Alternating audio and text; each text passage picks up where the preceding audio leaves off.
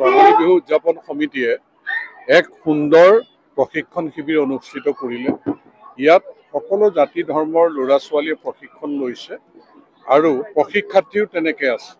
আৰু ইয়াত যিখিনি প্ৰদৰ্শন কৰিলে আজি সামৰণি অনুষ্ঠানত সঁচাকৈ উন্নত মানদণ্ডৰ প্ৰশিক্ষণ শিবিৰ তেওঁলোকে অনুষ্ঠিত কৰিছে আৰু যিটো প্ৰডাকশ্যন হৈছে ইয়ে এই অঞ্চলক জিলিকাব আৰু আমাৰ গৰিমা বৃদ্ধি কৰিব। গতিকে মই হৃদয়ৰ পৰা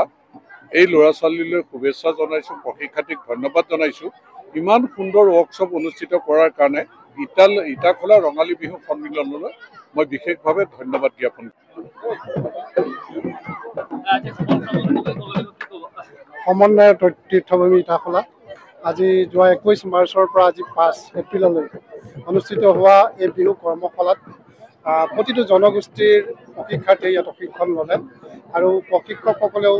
খুব দায়িত্ব সহকাৰে এই প্ৰশিক্ষণ দিলে আৰু অভিভাৱকসকলৰ যি অংশগ্ৰহণ তেওঁলোকৰ ল'ৰা ছোৱালীক শিকোৱাৰ কাৰণে তেওঁলোকৰ যি প্ৰচেষ্টা সঁচাকৈ আমি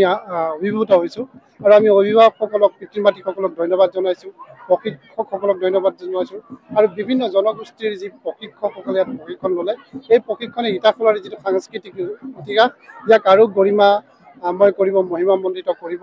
আৰু এই অঞ্চলৰ প্ৰতিটো জাতি জনগোষ্ঠীৰ ৰাইজে এই কৰ্মশালা সফল কৰিবৰ বাবে যি ধৰণৰ সহযোগিতা আগবঢ়ালে তাৰ কাৰণে ইটাখোলা ৰঙালী বিহু উদযাপন সমিতি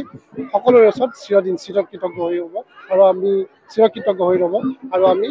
সাংবাদিক বন্ধুসকলকো ধন্যবাদ জনাইছোঁ। তেখেতসকলে ইয়াৰ যিটো যোগাত্মক প্ৰচাৰ কৰি আমাক যিদৰে উৎসাহিত কৰিছে আৰু এই অঞ্চলটোৰ সাংস্কৃতিক ইতিহাসক আৰু মহিয়ান কৰাত সাংবাদিক বন্ধুসকলৰ যিটো